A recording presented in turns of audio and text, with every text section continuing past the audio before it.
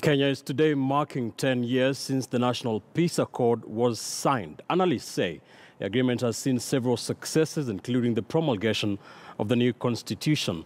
But some of what the accord would envisaged is yet to be achieved, as our Rita Tinina now tells us. It was one of Kenya's darkest moments, post-election violence, following the disputed December 2007 elections, which left at least 1,300 people dead and thousands displaced from their homes. Hope for the country came with the signing of a national accord on the 28th of February 2008. The agreement, brokered by the African Union's panel of eminent African personalities led by Kofi Annan, saw Mwai Kibaki and Raila Odinga enter into a power-sharing deal, which alongside other agreements shaped the recovery path for the country. Action to stop the violence, address the humanitarian crisis, and promote reconciliation necessitated immediate action. But to date, the country is still grappling with some of what came to be known as Agenda 4 items for constitutional, institutional, electoral, and legal reforms. The international community came in 2007 and was a source of very positive pressure on the country and enabled the mediation to go to be agreed upon to begin with and to stay on course. The Justice Philip Waki Commission of Inquiry into Post-Election Violence and Johan Kriegler Independent Review Commission on the country's electoral system were formed and carried out their mandate. Waki is the one that led the country down the ICC path. Kriegler is the one that led the country down the path of reforming the IBC. So we had success in the fact that the ECK was abolished. Then Zamba Kitonga-led Committee of Experts on the Constitution too carried out its mandate. A new constitution was promulgated in the year 2010.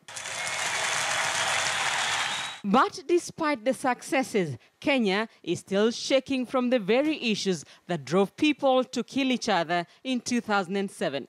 In fact, the latest general election in 2017 has left Kenyans divided right down the middle. The lack of confidence in the arrangements for managing elections is exactly the same as was the case in 2007. The Electoral Commission therefore declares Honorable Mwai Kibaki. The Samuel Kivuitu Electoral Commission of Kenya was disbanded in 2008 and replaced with the Interim Independent Electoral Commission of Kenya before the IEBC was formed. But just like in 2007, there have been fresh demands for electoral reforms. Chaguzi itafanywa kulingana na masharti ile ambayo NASA imeweka. Inaitwa the irreducible minimum conditions. The country, analysts argue, is far from achieving national cohesion, even with the formation of the National Cohesion and Integration Commission. The country is very, very openly polarized along ethnic lines. There's a clear mouthing of ethnic positions from every quarter of the political divide. The Francis Ole Kaparo-led NCIC has been talking tough, but the intricate mix between Kenya's tribal relations and political power has made it nearly impossible to reconcile communities and prosecute hate mongers. It is not right to keep on blaming NCIC.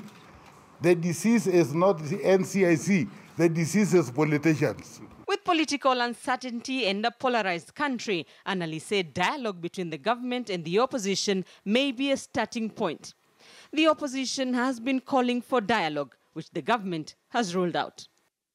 And with no clear roadmap, fully achieving what was envisaged in the National Accord may still be a long shot. Rita Tinina,